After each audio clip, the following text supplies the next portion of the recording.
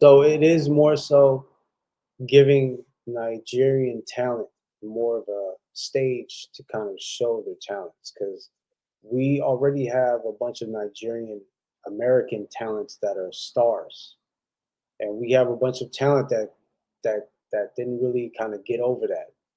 And so we're gonna be using those talents, including like DP, director, like cinematographers from Nigeria who need those opportunities to kind of show. Because I've seen certain things that they've done and I've seen the potential in it. They just don't think they have that opportunity to kind of cross over.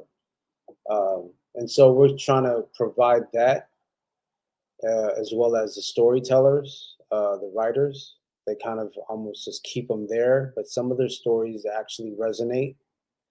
Um, and a lot of the actors, man, they just really want the opportunity. The actors and the people behind the scenes, especially the cinematographers, directors, really deserve a shot, at least a shot. Whether it be just in Europe to kind of test it, or if the story is great enough, it will be dependent on us, producers and whatnot, to see how scalable the project is that we can kind of make it shine across the globe. But either way, they are getting more of an opportunity, and the talents of the country will shine more. And it's all surrounding countries too, not just Nigerians. Whatever is also surrounded in the South Africa region, because there's a lot of stories to be told that we haven't heard of. Like I can go ahead and bring a story that I make up. I could, and in this sense too, I can hire uh, Nigerian actors to play my roles, and that still helps. But in the other sense, it's like we want all the pieces to kind of have an opportunity, not just the actors, not just the faces of the film. We want people that behind the scenes, the editors, the writers, obviously, the directors, the cinematographers, the wardrobe, just everybody want to be able to give them the opportunity to shine. That's a really cool, like, focal point, right? Who are some of the most famous Nigerian actors currently?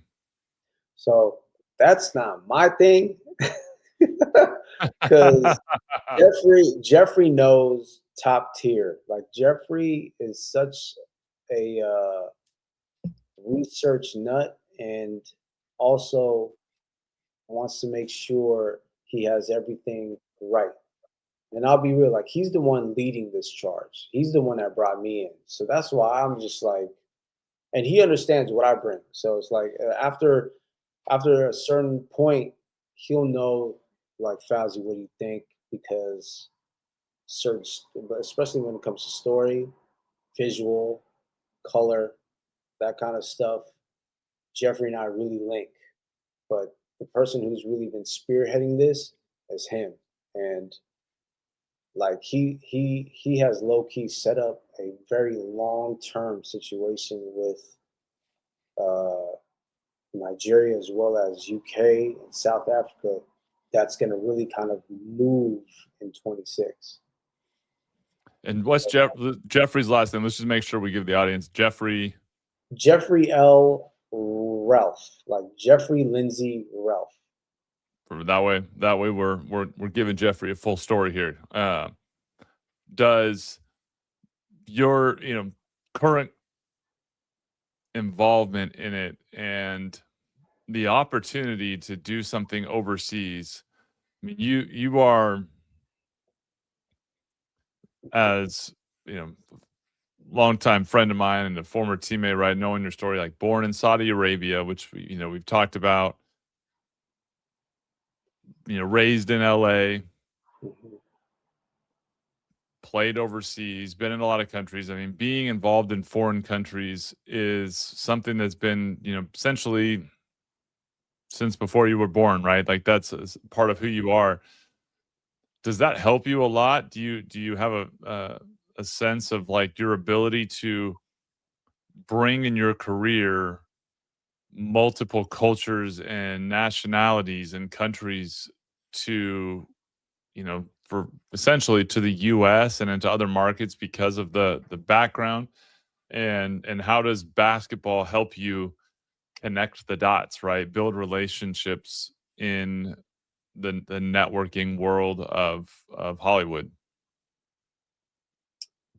I mean, the international part helps a lot because of the different vibes I've been able to be exposed to, whatever country I was in.